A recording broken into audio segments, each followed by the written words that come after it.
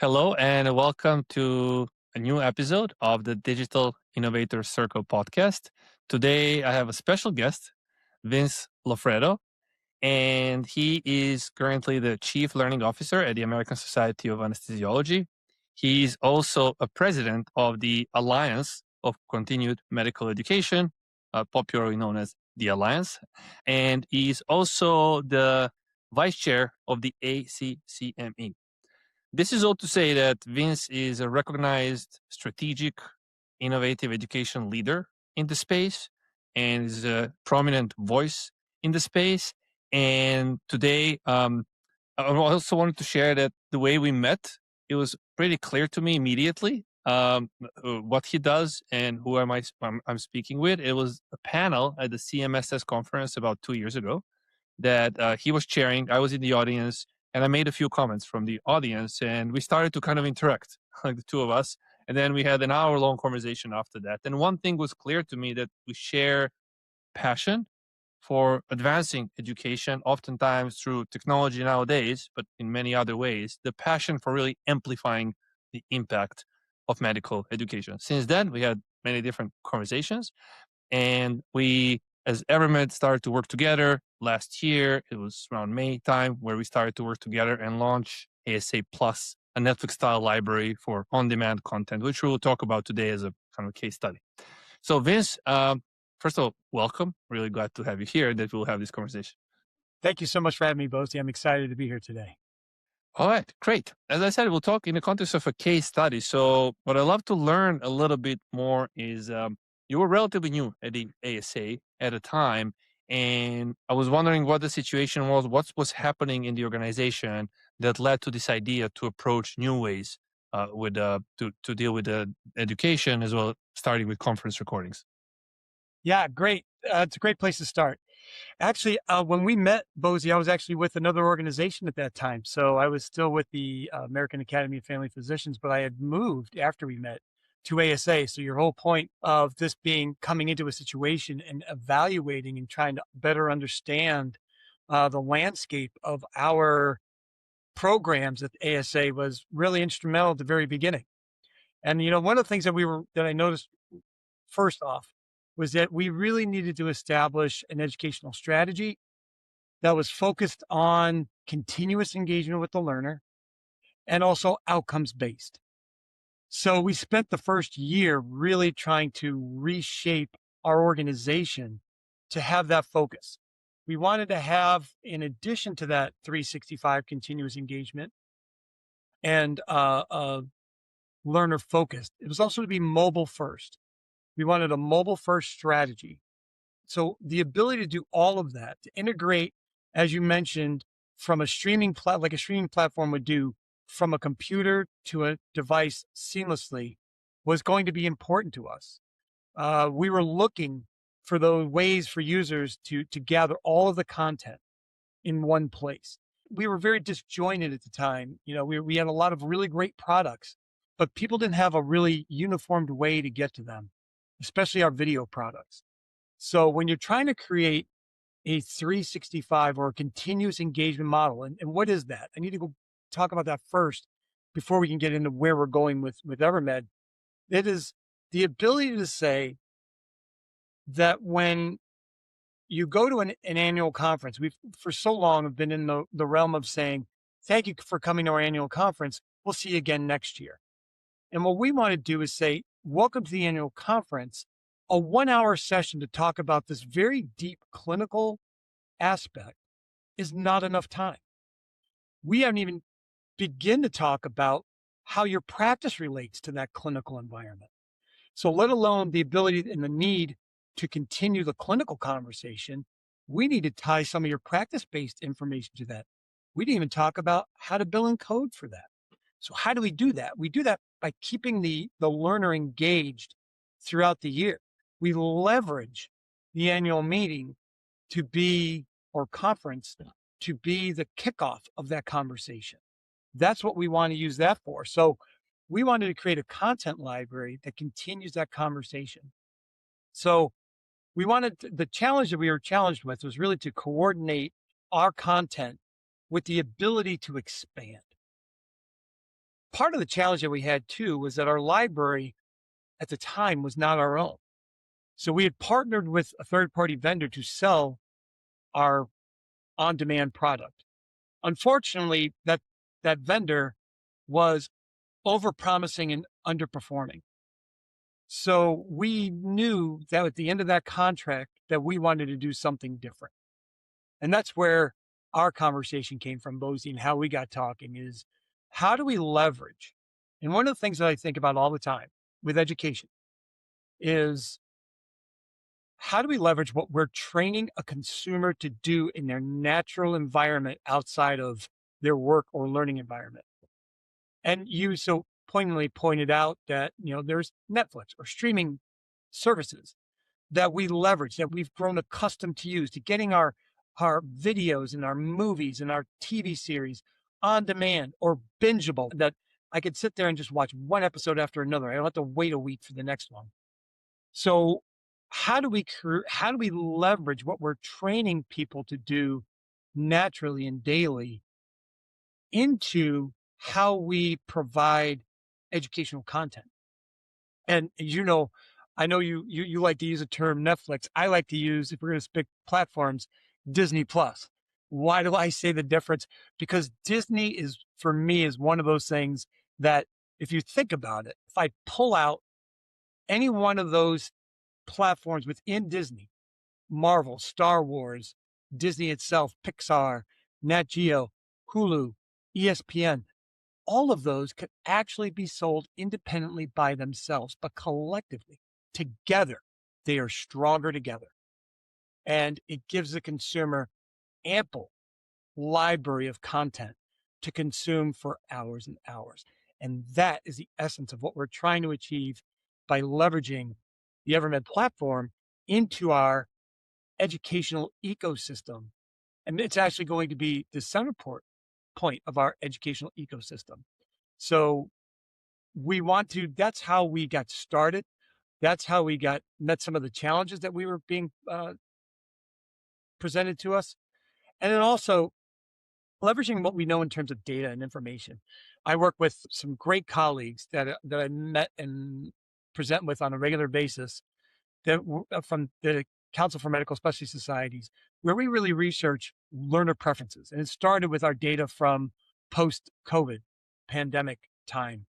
But more recently, we've focused on what are new learners? What are physicians that are in that 40 and under? What are they looking for? And how do they learn? Because we have to teach that way. And what I mean by that is it is a lot easier for me to get somebody who is mid to late career in medicine to learn a new technology in terms of education, a new format or a new digital experience, than it is the reverse. Taking somebody who's coming from a med school digital first experience into a didactic PowerPoint, big room lecture. So this is where our worlds collided and have really merged and taken off since we first met. Yeah, and I'm really excited. I remember that still how that first conversation left. I felt both of us enthused about Yep. what's possible during the transition, also between two organizations. So you mentioned in terms of challenges, because in order to do any project like this, there has to be, of course, a problem worth solving, right? Mhm. And you mentioned a few things like disjointed content delivery, so content being in different places. You mentioned even a massive structural problem, which is not owning the rights to use your content. I mean, that's a showstopper immediately, period. There's no conversation after that. So that's one. And then also like the overall user experience that was there. Now, in a large organization such as ASA, what was at that time the overall either support that you had, or was it we absolutely need to do something about this? Was different parts where we have to do it, some parts were no, yes or no? I'm asking because especially for large associations, sometimes it's quite hard organizationally to break through different silos and get that level of support and executive support in order to proceed, no matter how much enthusiasm there is from the individuals. That is such a great question. And actually, it's foundational. It's almost the answer to that is almost the first thing you have to solve before you can do anything. And I was very fortunate that in coming over to ASA, I have the opportunity and pleasure to work with our CEO, Brian Riley. Brian is a visionary.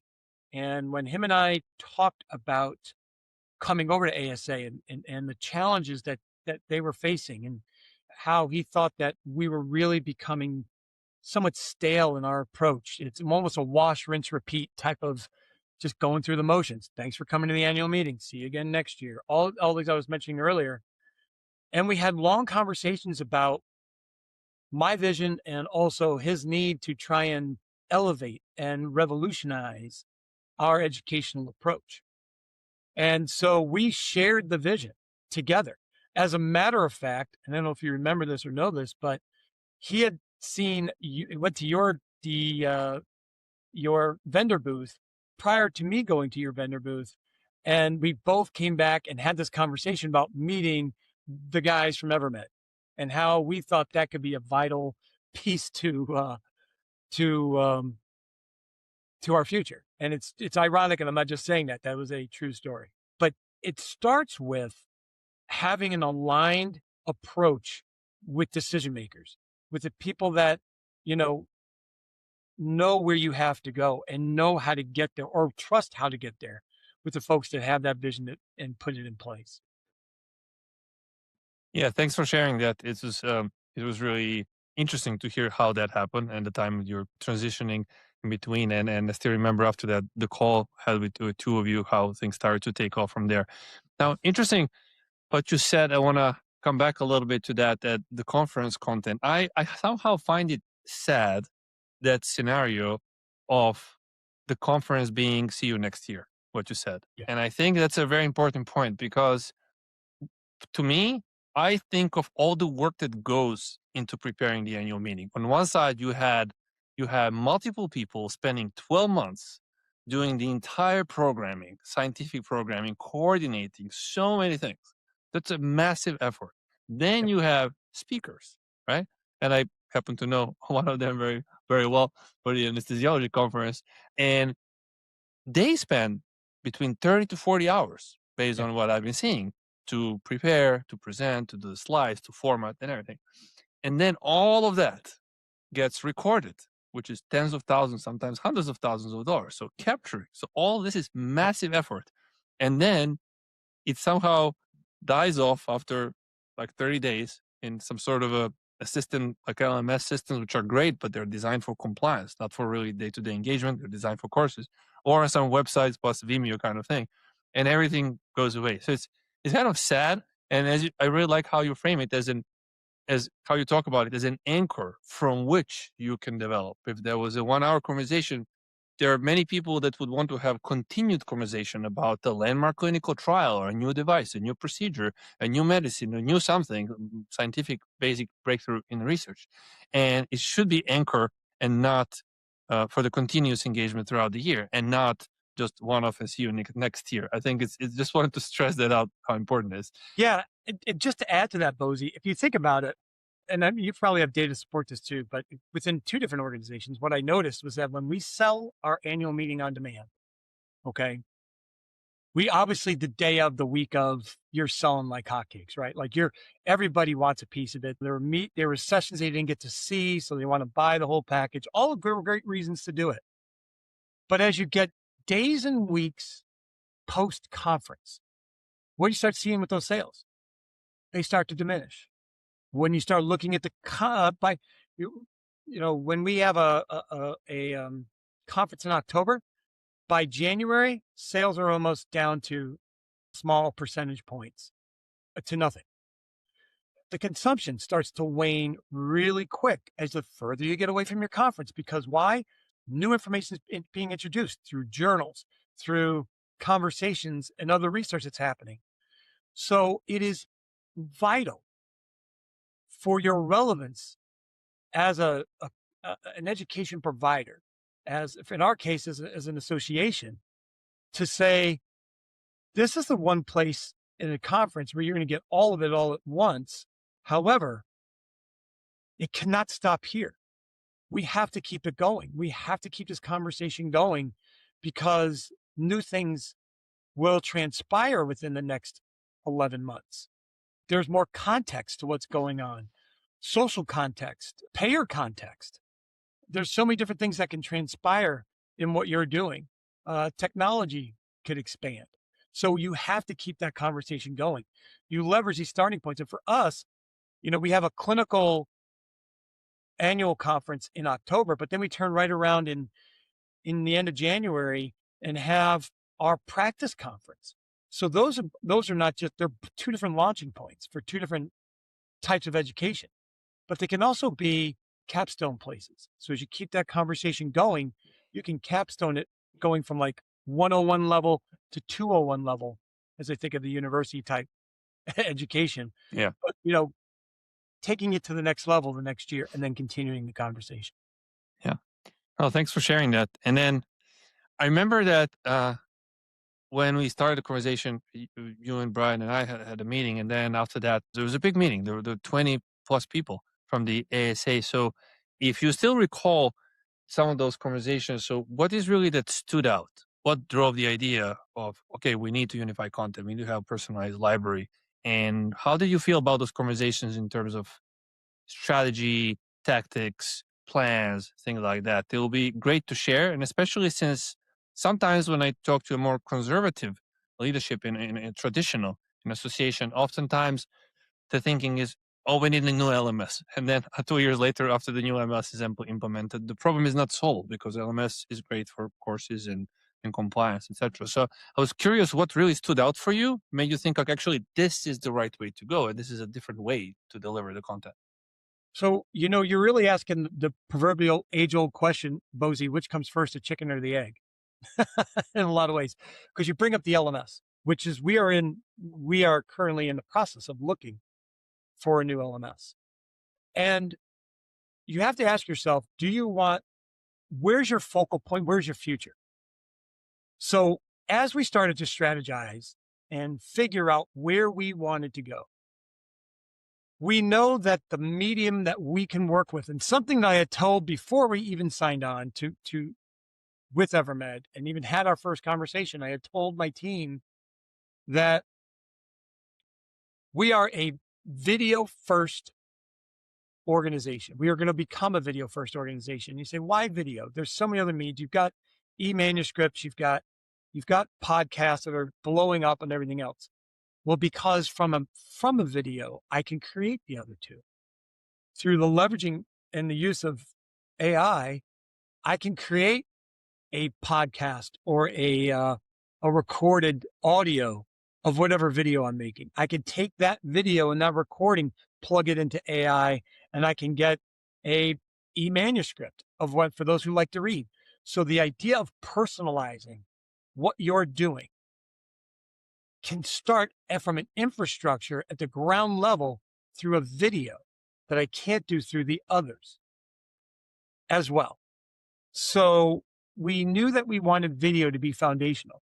So if video is going to be foundational, how are we going to leverage that video and what is the plan around it? So it goes back to that whole 365 strategy, content strategy, aligning what we're going to do. So for us, what we're doing is taking all of our educational inputs, meaning our journals, our live meeting, the annual conference, and our education, and we're creating an ecosystem where all of those things are aligned.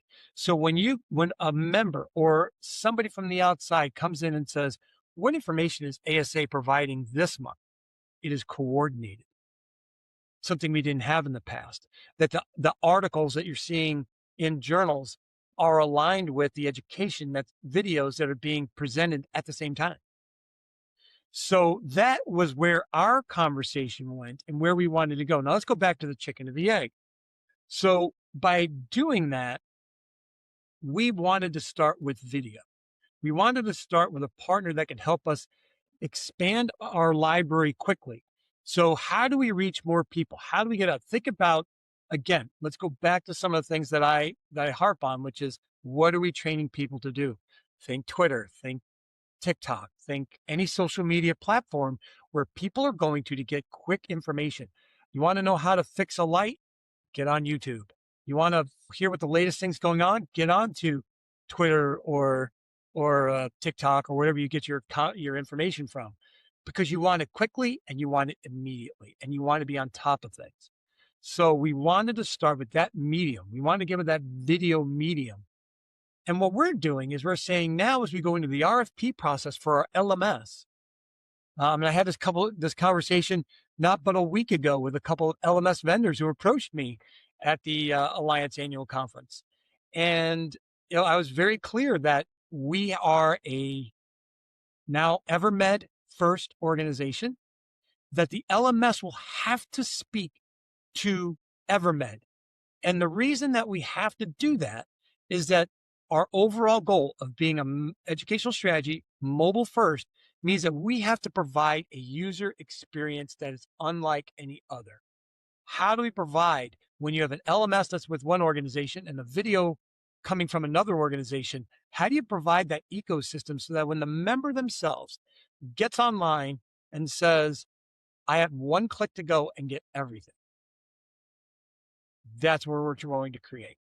It Well, doesn't mean that they don't know on the backside it's taking them to two different places and two different platforms. They should never know that.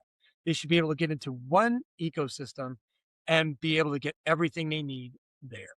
And that's why we went with video first and find an LMS partner that can meet our video needs. yeah. And yeah, what really strikes me, thanks for sharing that. And what really strikes me is how much you're focused on the user experience, because I Mhm. don't find it very often. Because oftentimes the focus is more on content. Do we have enough content? Is it credible? Does it have CME credits? And content, of course, is core. It's important, but the experience consists of content and a content delivery mechanism, and that continuous surfacing of the right content to the right person, both on page and making it binge worthy, but also after they leave, having the similar email that said, hey, you may want to watch this video next, saving you time to find that content. But just the fact that you had clarity on a video first, the user experience, personalization, similar to what people are used to nowadays, not only younger physicians, everyone is used to a great user experience. No one needs an explanation of what it is. It's really powerful in that it can work together with an LMS, because LMSs are great for structured learning and courses and certification. Definitely, none of our clients stopped using an LMS. They Yep. continue to use LMS for that. I'll use us for more like a learning experience, day to day platform that works in a complements the what they do with the structured learning. And Yeah. then somewhere I think around May we started to work together last year, and what we commit, actually we use it in our messaging, but that's actually it's in our contracts that we're going to deliver and launch in 90 days, because we know that a lot of associations have been burned, honestly, with 6 months and 12 months implementation of various software systems. So we say, look, it's not only that we say this, this is in the contract. We're going to deliver in 90 days if we get everything from you. And typically it's around that time. Sometimes it's 10 days plus minus if we don't get everything on time. So anything that surprised you in that process that you've been hearing from the team? I know there were a lot of people involved from your organization. Has been very great partner, honestly, so far. It's been very looking at from various different angles, and it's very strategic for the ASA what we're doing. So I was wondering anything you can share from the experience or what you've been hearing also from your teams. Yeah. Two things. First of all, generally, to your point, you have to have you have to be thinking about that communication, right? So when you sit there and say 90 days, the reason that you want to have that that type of structure around what you're doing is that what we know today through so many different analytics with all the different Google and Amazon and everything and social media and live streaming is that we are collecting more and more data on how people function. And so understanding that you can have a great idea, but if your time to production, it takes you 6 months, a year or longer, you are going to miss out on an opportunity to connect with a culture that somebody else is going to swoop right in and do because they were quicker to time to distribute.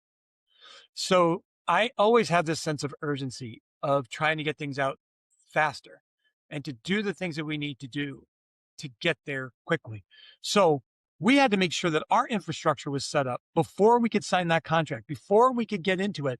We wanted to make sure that we set Evermed up for success, because you're going to need stuff from us and we're going to want to make sure we have everything ready versus you ask for something and then we've got to go figure it out.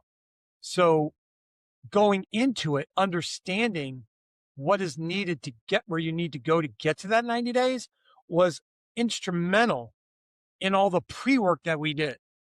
And as you know, the amount of conversations that we had back and forth between our teams was crucial, not just to lead up to it, but it's still crucial today.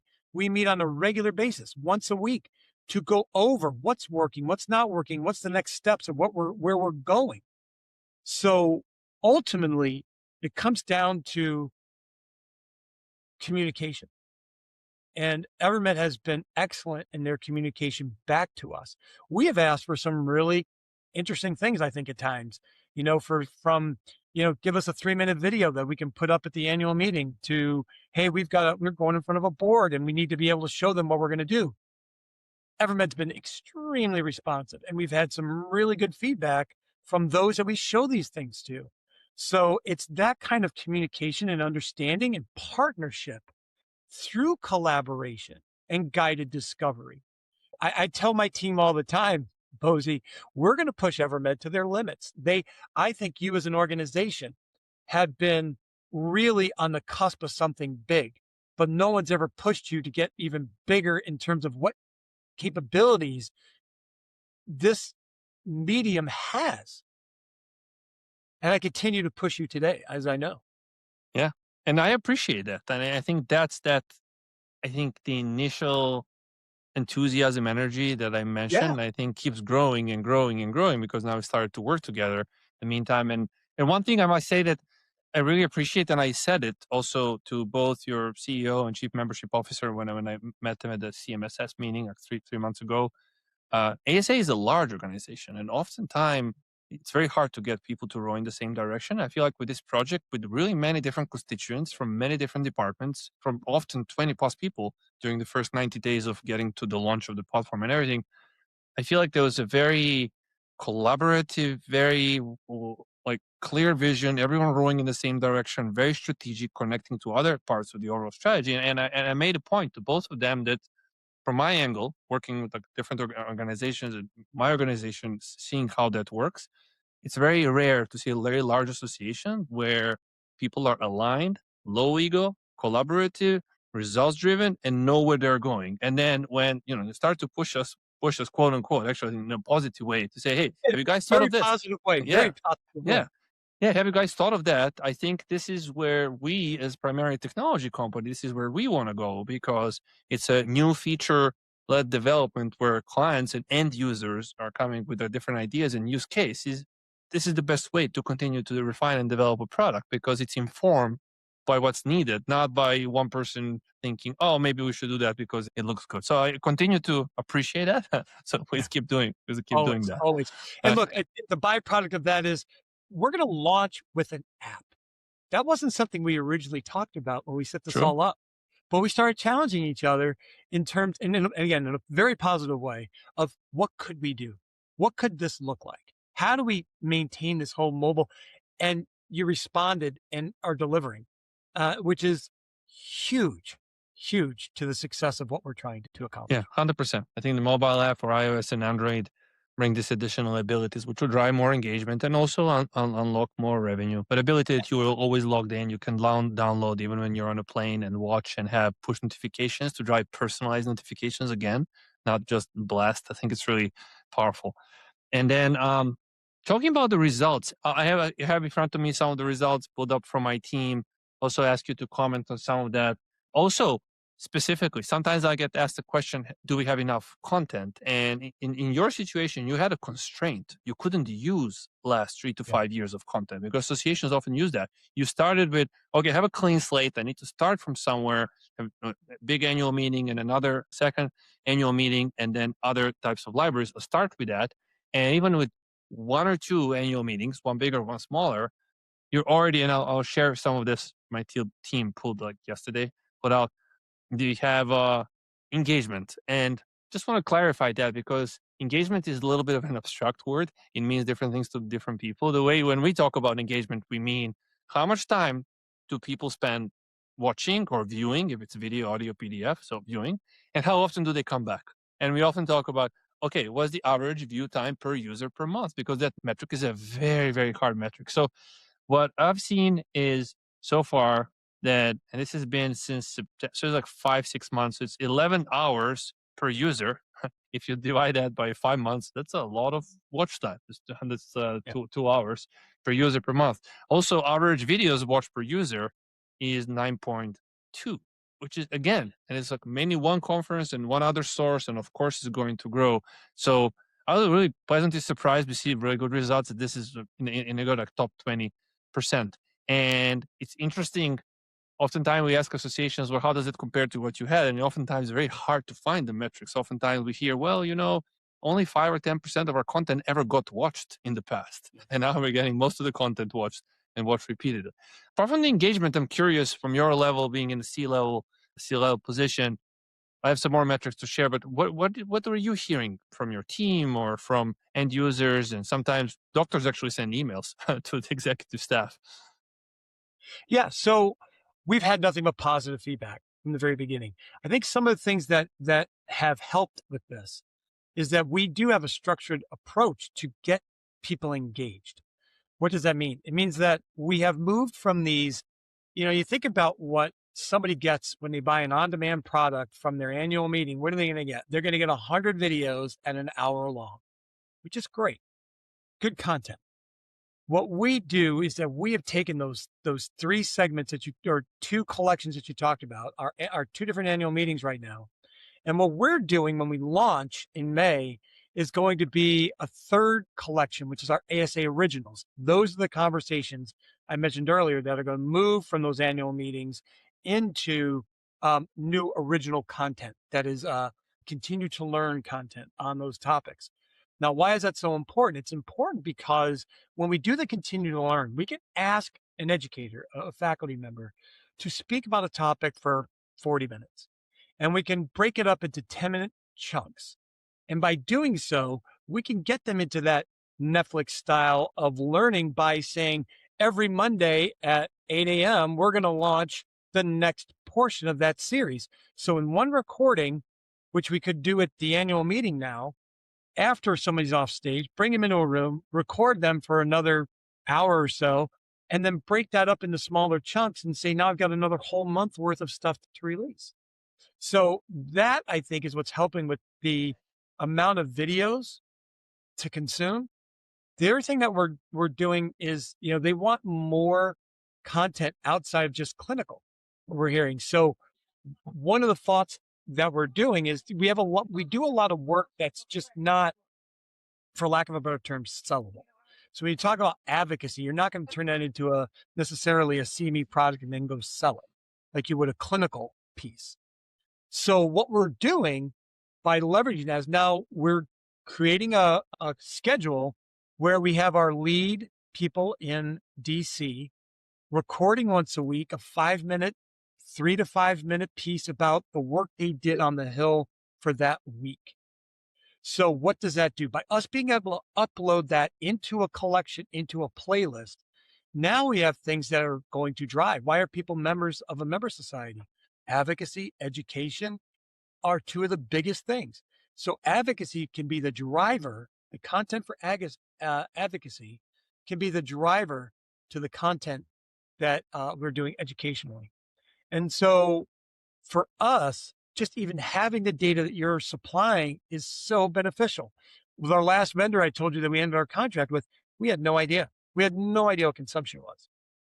Just getting these early results and understanding them and aligning them with what we're hearing from our users about the ease of use and the relevancy and the real-time actionable stuff that they can do that's coming to them in the moment and easily accessible is, I think, vital. Okay. No, thanks for sharing that. Because there was a content from 1 year worth of conferences, basically 2 conferences, and to have such engagement, and then hearing you talk about originals, which is, I can feel, a natural evolution a lot Mhm. of time, I want to comment on that. I talk to associations and they're a little bit afraid of the innovation, which is normal, but because of that, they try to go getting the more perfectionistic mindset, saying, let's get everything, and until we get everything perfectly together and all the content, let's not start. And I think this is the enemy of innovation Yep. because you decided, okay, clean slate. I cannot cry over like spilled milk. Like we don't have 3 years of conference recordings. We don't have the rights. We'll start this year. We have two conferences and you get such engagement numbers is phenomenal. And then you start to get into this, okay, what else can we do? And that is really, when they say progress over perfection. And this Yep. is really what it is. And I've seen some other numbers, which I want to comment on. Again, numbers like amazing so far. NPS score. So one thing we do for all of our clients in the lower right corner, end user physician always gets asked a question on a scale of 1 to 10, how likely are you going to recommend this to your colleague? And then there is a formula. And then for ASA plus, it's 65 based on like 80 plus responses, which is amazing. If it's above 30, it's considered great, or 40, I think it's outstanding. So 65, starting with that content. We're just at the very, very beginning. I want to stress that out. Email rates are 65% open rates. I know normally like weekly newsletters from associations get about 40% because these are useful email. They recommend a piece of content. Click rate about 3%. So all those look great. I mean, I'm so excited about, getting pushed in a positive way to build new features such as native mobile app, also expand content. If you were the one of the first associations, we had a conversation about the originals. That's another example of being pushed because I remember coming to a meeting where we had a deep conversation about this and how to set it up in a way that's not overwhelming. Yep. And the other part is monetization. I think you started with, again, early on. Of course, you could wait for 3 years and figure out everything perfectly, but I think you decided start with a subscription and then several other models, of course, naturally will emerge. And I know there is a plan for that. But if you could speak a little bit to that of a decision on how to really offer this to the market a little bit, that'll be great. Yeah. So what we did was we didn't want to wait. We did not want to wait for our members to get what they needed. So what we did was we still did what we've done in the past, which was to sell an on-demand product at our annual meeting.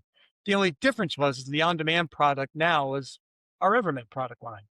So it created a whole new experience for our learners.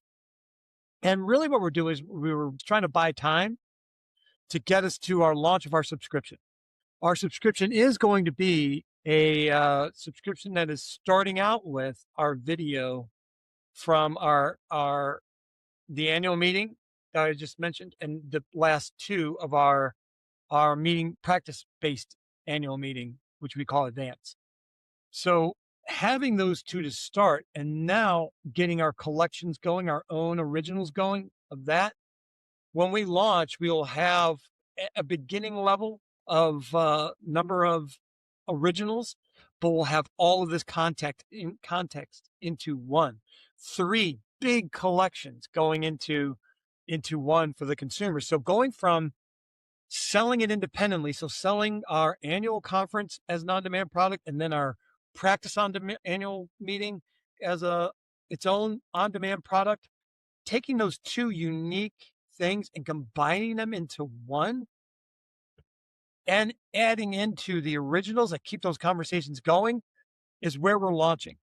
And, we did a lot of market research around this. We really looked at what others were doing. And we think that we've hit the sweet spot, at least to start. And much like anything else, I mean, think about when Apple TV launched. It was charging $4.99 a month. Why? Because they didn't have Ted Lasso yet. They didn't have the morning show yet. They didn't have all these things that they wanted to do, just like Netflix.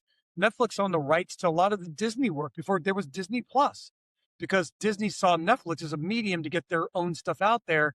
Then when they saw how much Netflix was making off of them, they said, maybe we should do our own. And we're kind of, in a way, doing some similar things. We're starting with what we already have. Eventually, we can get into curation from others. We don't have to invent everything. We can start leveraging other people's videos. Everything we can do to expand the library. Right now, that's the big mantra for our team is, can it go into the library? How do we expand the education content library so that it can get bigger, so that there's more for people to consume and the more want to do it? So you're not so focused on those individual sales. Now you're looking at establishing a relationship, an ongoing relationship with someone that's a purchaser that sees that they're getting value for what they're spending their dollar on. And that's where our business model came from. I, you just said so many things that we could spend an hour talking about. Now, in the context of that, now we'll go into. I'll just comment on it.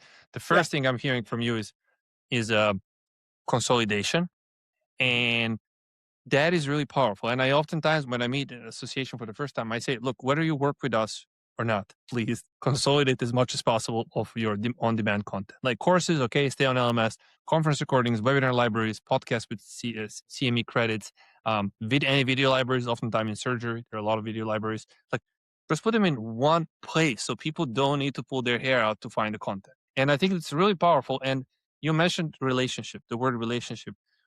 When I've seen that with associations, when they move from a catalog like selling of a single year content access, little by little, to having an all in one library, the nature of the interaction changes from being transactional to our ongoing relationship. And Yeah. that means that you can have a subscription product. And I often say our associations are actually great at subscriptions because membership is a subscription.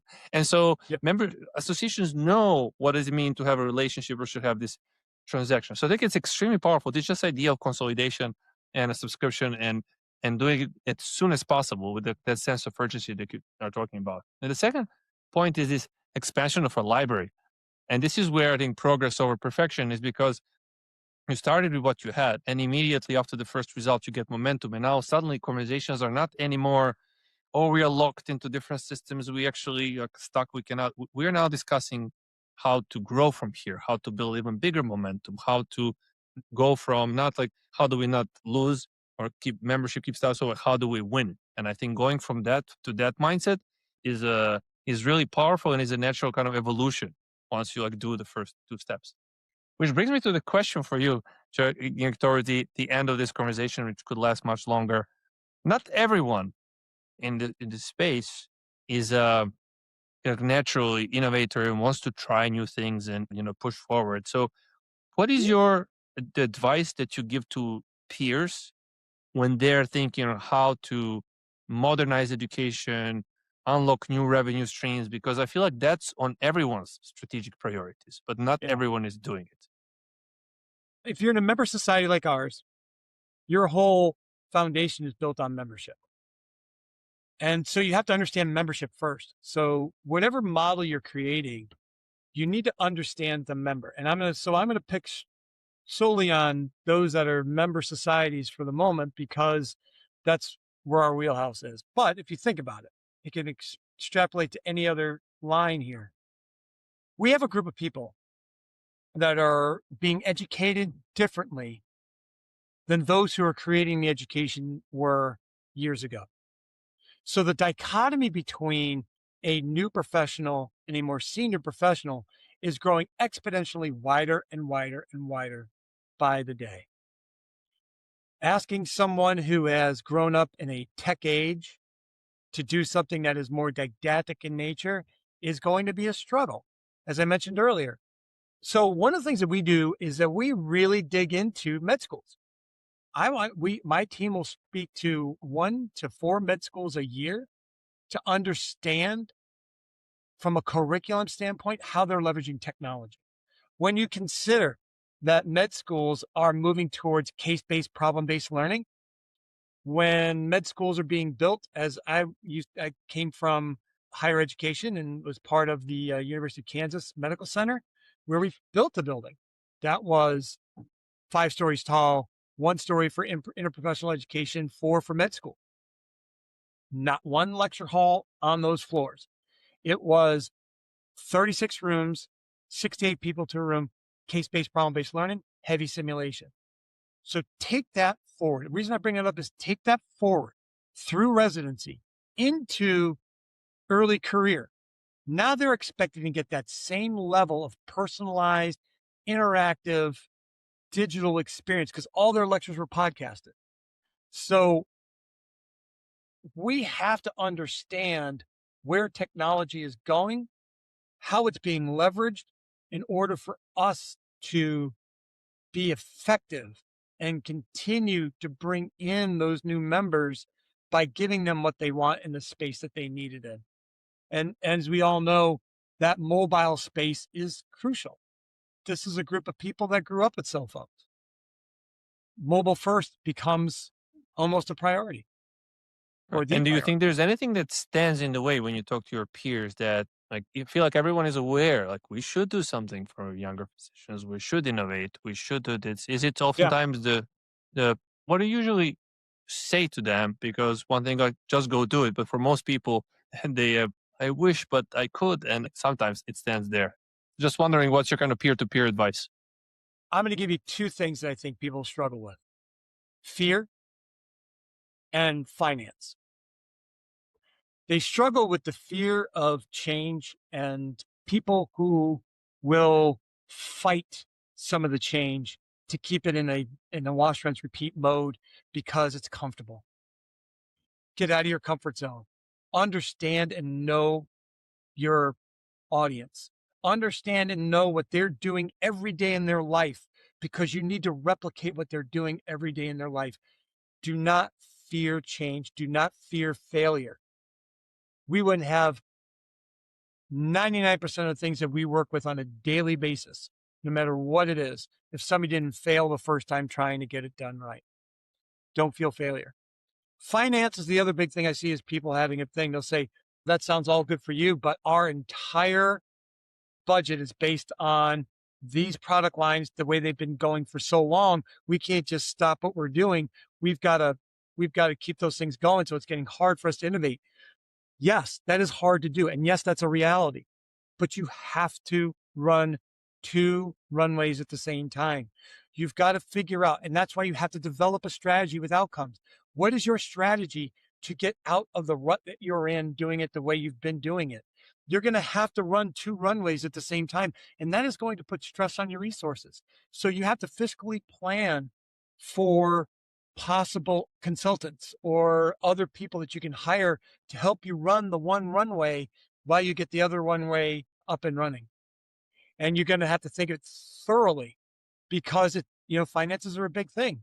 But then you've got to figure out what's the point you're going to change. And for us, again, the example we brought out, we have been charging for our annual meeting on demand even this year as we switched over to Evermed. We still did it that way. But next year, what happens? We are going to sell it as at the annual meeting for not the annual meeting on demand, but now we're going to be selling the subscription. Hey, come here, get a discount on the subscription for this last year's and the year before advance and our practice meeting, and you can get last year's collection as well when you get into the subscription. It almost starts to sell itself when somebody's going and getting 2020 for us, 29 when they go to do it then, and then go back and say, well, since 2025, you've got 4 years of content that I'm able to purchase on top of that. It's in the collections. So Yeah. eventually it will pay for itself. You've just got to not be fearful and have a plan for your finances. Those are the two biggest things I hear and see from everybody. Yeah, yeah, 100%. And we often say, I mean, something that's new like this, it also has to reach net neutral, ideally in year one, ideal, and more than that, because at the end of the day, then it becomes investment, not the cost center. Because if it's a cost center, something has gone wrong. Yeah. And I think that's very important. Yeah, explaining it to your board. I'll leave you with this. Explaining all of this process to your board or those who are in charge of finances so they could see the need for an investment. Everything needs an investment. There needs to be seed money to get these things going. So it may be that investment is, hey, listen, we might take a loss in this year for our revenue, but we're going to do better than we did the year before and even after. And our projections are going to go higher and higher once we make this shift into the new modality. Yeah, yeah, 100%. I remember your CFO is also part of the conversations, and we went through the Absolutely. forecast and Has to everything be. for sure, for sure. Great. Um, this has been a wonderful conversation. As I said, it can go much longer than this, but it was wonderful, and thank you for sharing. the experience as is, because I think it's important for people who are thinking of how to modernize education to also feel more comfortable knowing that others have done it and be able to ask questions. And because everyone kind of talks to everyone in the association space, which is a beautiful thing, kind of not less competing, they're more collaborating. Um, right. So thank you, Vince, and we'll stay for a couple more minutes to make sure everything gets uploaded and everything. And it was a real pleasure. Thank you, Bozy, and anytime I can help. Look forward to meeting and talking with you in the future.